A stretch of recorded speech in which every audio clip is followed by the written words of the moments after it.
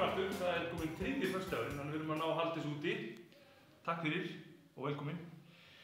Í dag ætla ég að tala um það hvernig gott að hefja internetpælingar.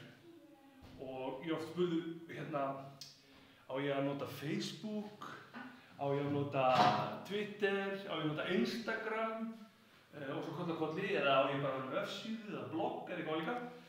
Og þá hef ég bent fólki á að fara í gegnum einfalda æfingu. Hún upphaflega hugsuð fyrir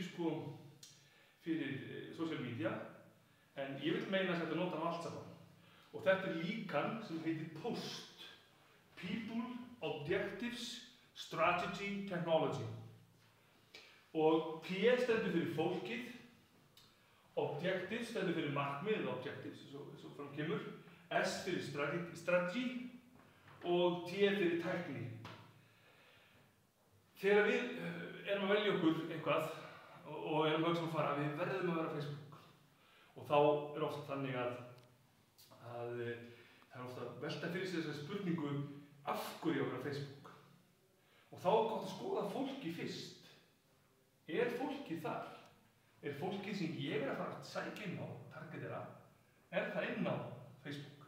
Ef svarið er já, þá er spurningum að skoða markmiðin með því, búa til strategíuna og innleiða tæknina.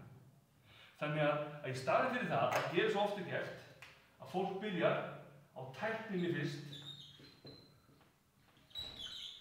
og fer svo að finna fólkið að gera ekkert öfugt.